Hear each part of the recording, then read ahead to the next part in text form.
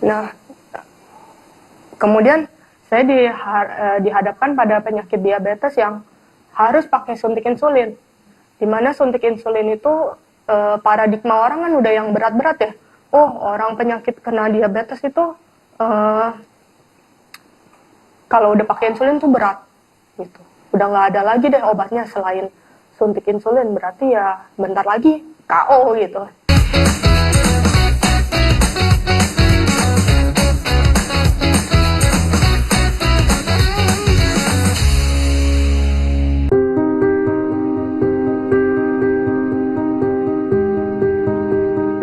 No words can describe how Sekar's life in 2015.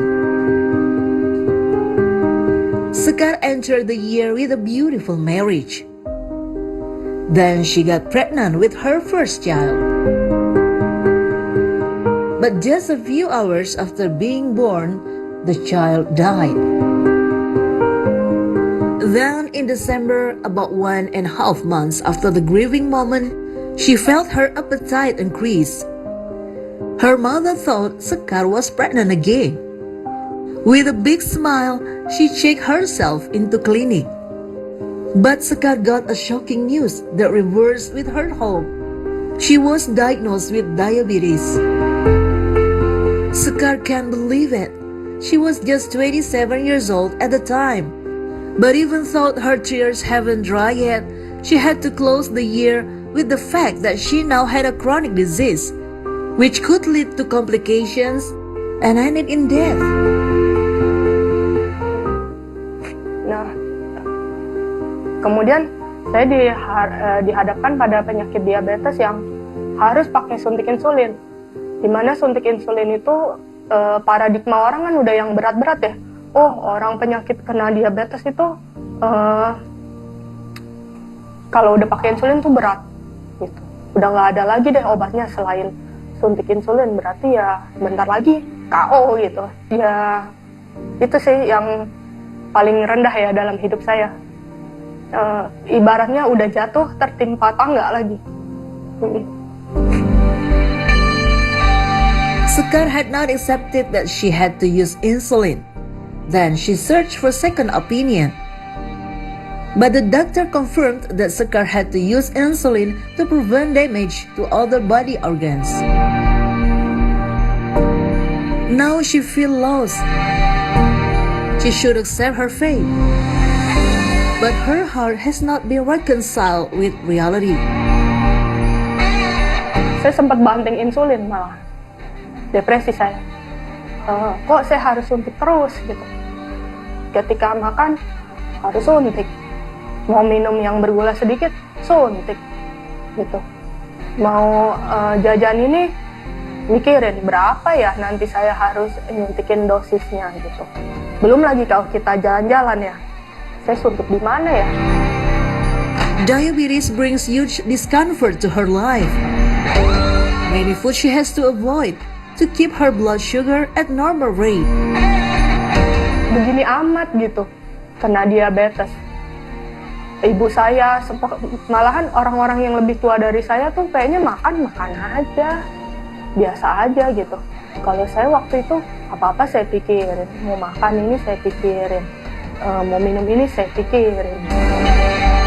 Even though she had to do treatment and health examinations, every 10 days she had to see a doctor. Once a month, she had to do blood sugar tests at the laboratory. And every 3 months, she had to test glycohemoglobin to measure average blood sugar levels for the last 3 months. The cost of treatment and cure are very expensive. Besides for consultation with doctors and laboratory examinations, Sekar also must routinely buy insulin and equipment to check blood sugar. Beban finansial, beban mental, pola hidup harus berubah, harus patuh, bolak-balik harus ketemu dokter, bolak-balik harus masuk lab, gitu, harus cek darah. Aduh, kayaknya nggak habis-habis gitu. Not only that, The use of insulin in the early stage of diabetes turns into side effects in the form of hypoglycemia, the condition when blood sugar level is below normal. Hypoglycemia frequently happen early in the morning, and she has it up to 4 times a week. Kita hipoglikemi, kita udah kayak orang linglung gitu loh. Terus kita perasaan kita udah kayak dying gitu loh, Mbak. Soalnya saya waktu itu gula darah bisa sampai 45. Jadi kan kayak jalannya kita melayang-melayang gitu ya. Terus kita sedih. Jadi kayak ketika kita hipoglikemi itu depresi berat. Depression makes Sekar's body's immunity reduce. She felt that she was susceptible to other diseases. And Sekar also blames diabetes as the cause of her not getting pregnant. Namanya orang depresi otomatis kan penyakit tuh nggak habis-habis ya ngehampirin kita.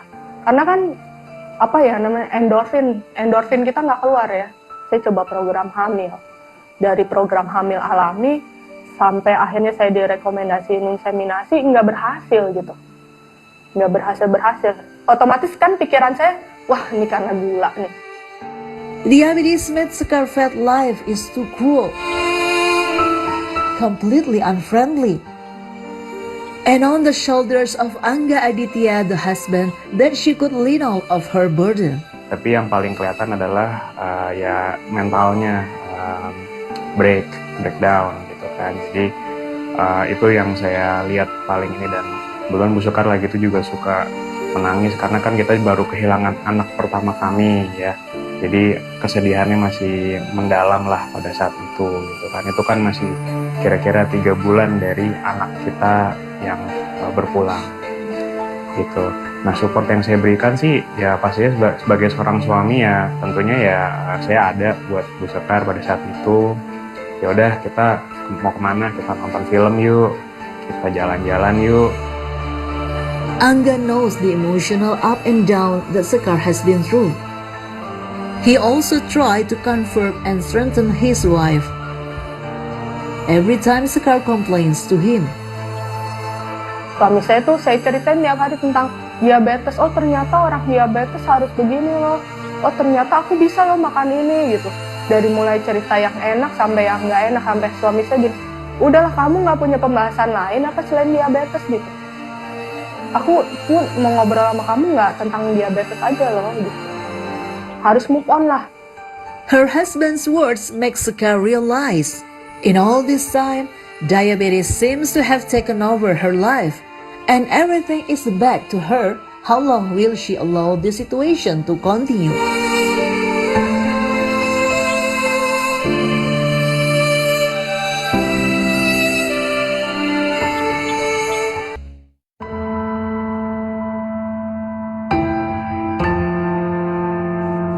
When Sekar was 27 years old, she was diagnosed with diabetes, a disease commonly found in older people with age. Since that, diabetes seems to take over her life now. Her days are filled with every scary thing about diabetes. Feels gloomy and dismal, from just emotional to high-level depression. Until one day, Sekar remembered that life goes on, and many times have been ways in lamentation. She had to move on, rise and stand up, live a meaningful life, and pursue her dreams again. Karena kan waktu itu aku juga pengen banget ya hamil lagi gitu, program anak lagi gitu. Nah kalau aku mikir kalau tubuhku nggak balik kayak dulu, mana bisa aku hamil lagi. Jadi ya aku benar-benar pola hidupnya aku ubah, aku rutin olahraga, makannya juga bersih. Ya benar-benar berubahlah jadi kayak memulai hidup yang baru. Sekar determined to start a new life, with new hope, a new spirit, to live a new lifestyle. The first step is to change her eating diet. Patients with diabetes certainly should not eat sweet things. Aku tuh suka makan kue, suka sekali aku makan kue ya. Tapi kuenya juga buatan ibuku, karena ibuku juga seneng banget bikin kue. Nah otomatis ketika aku diabetes kan nggak boleh ya gula-gula segala macam. Sekar also checked the blood sugar levels in her body more routine, especially before and after eating. Even though Sekar knew that there was insulin that she could use to balance blood sugar levels, but she doesn't want her life to depend on medicine. Sebenarnya kan suntik insulin itu bisa di-adjust ya dosisnya. Kalau kamu makan banyak, tambahin aja dosisnya. Nanti juga gulanya nggak masalah gitu. Kalau kamu makan dikit, ya kurangin dosisnya. Tapi saya nggak mau kayak gitu. Saya maunya walaupun saya bisa nambah dosis, saya nggak mau nambah dosis. Karena ya untuk apa kita nambah dosis tapi nggak bagus untuk kesehatan kita gitu. Gulanya juga mungkin pada saat itu bagus ya. Tapi kan bisa jadi kalau kita seenaknya kayak gitu, akhirnya kita nggak komit ya. Kita berantakan ke depannya kan. Sekar confronts to run this new lifestyle with whole heart. She was more disciplined in eating every day. Makan buah apel sama jus apel kan bakalan beda nanti keserap ke tubuhnya gulanya. Kalau kita makan apel yang kita kunyah, otomatis kan enzim kita itu semacam kayak meminimalkan si gula itu terserap tubuh ya. Maksudnya gula itu menjadi karbohidrat itu menjadi gula itu minimal ya. Dibanding dengan jus apel kalau kita minum kan nggak ada enzim yang dikeluarin ya. Jadi terserap tubuh tuh gulanya lebih banyak dibanding apel. Nah itu contohnya kalau untuk jenis makanan. Sekar also replaces ingredients with a more safe to be consumed by diabetic patients. Untuk penyedap biasa kan banyak orang pakai gula pasir ya. Tapi kalau saya karena diabetes saya ganti gula pasir ini sama gula aren. Gitu yang bentuknya sudah bubuk ya.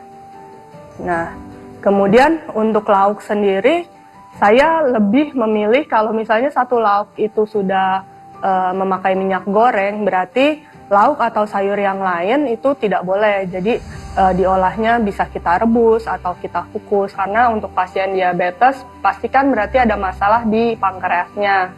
Pankreas yang juga menghasilkan enzim-enzim untuk mencerna minyak, ini kemampuannya jadi berkurang juga karena kita ada diabetes. Nah untuk itu kita memilihnya minyak kelapa atau kelapa sawit yang hanya pemakaiannya 1-2 kali saja.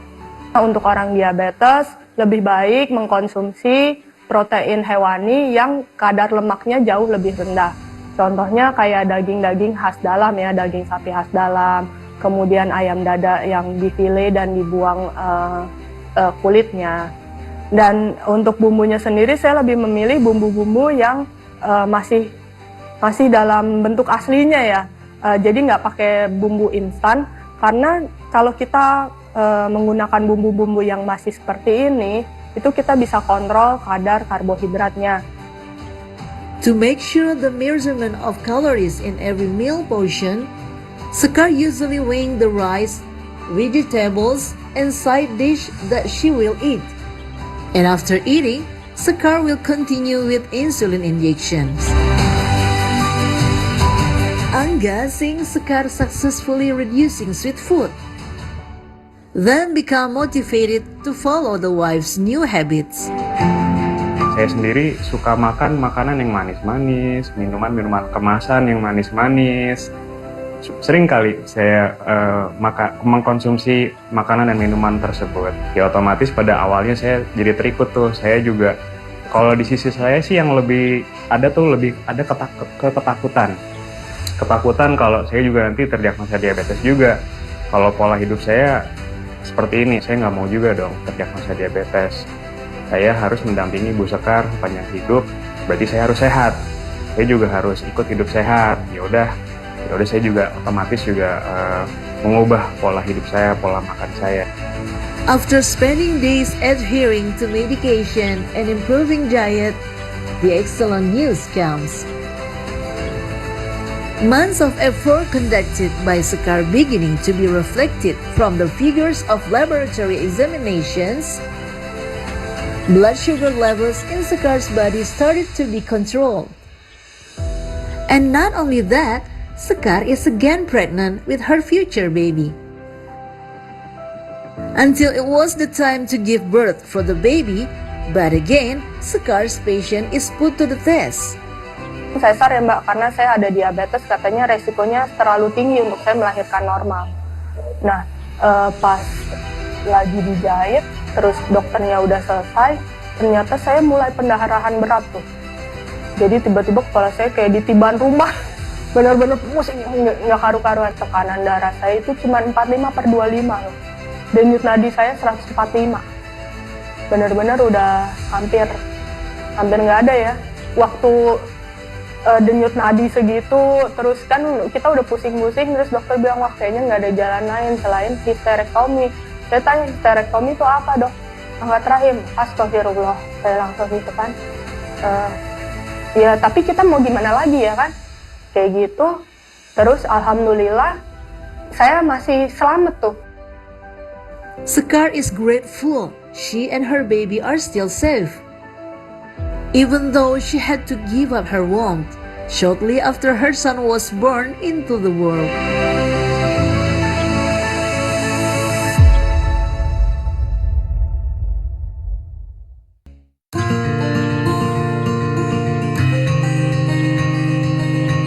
Sekar is now 34 years old and has already been 7 years of living with diabetes.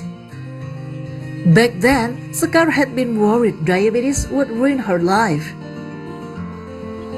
Because in the early times of being diagnosed with diabetes, Sekar read a lot of scary articles on the internet until she had depression.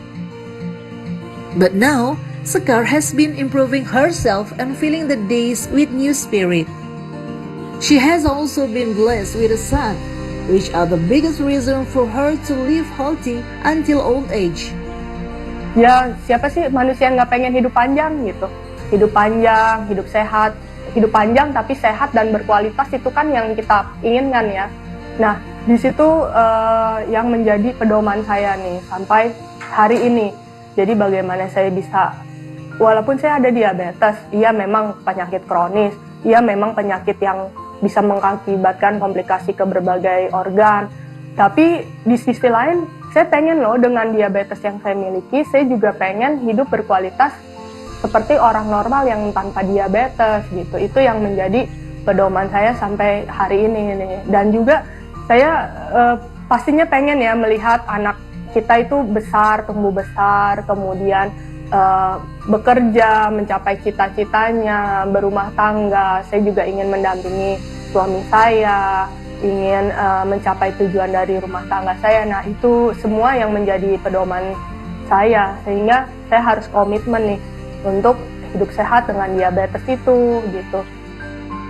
Now when doing a searching about diabetes on the internet, Sekar selects information that provides motivational and positive education for herself. Kalau dulu kan saya nyari edukasi tentang diabetes itu, diabetes komplikasinya lah yang serem-serem pokoknya Mbak, yang makanannya, terus pengobatannya. Sekarang saya lebih ke diabetes, orang diabetes tuh bisa mencapai apa loh, bisa mencapai apa yang yang orang normal juga bisa capai. Akhirnya saya mulai bisa kok dengan diabetes. Emang kenapa kalau harus suntik? Gitu. Emang kenapa kalau harus konsul ke dokter? Emang kenapa kalau harus masuk lab gitu?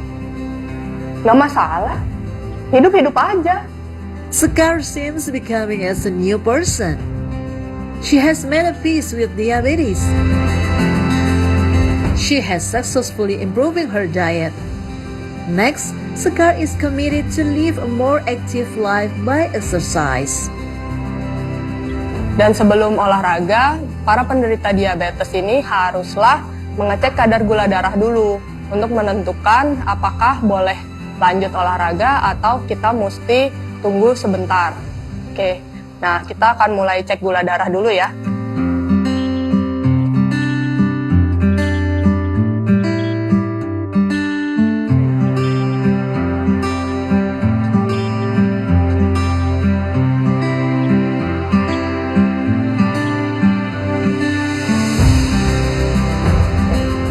kadar gula darah saya cukup tinggi ya, di angka 305. Nah, untuk setinggi ini kita dilarang olahraga dulu. Sebaiknya tambahkan dosis insulin dulu sebagai koreksi. Nanti ketika gula darah kita sudah di bawah 170, barulah kita mulai berolahraga. Jadi sekarang saya ingin suntik kembali insulin untuk menambah dosis.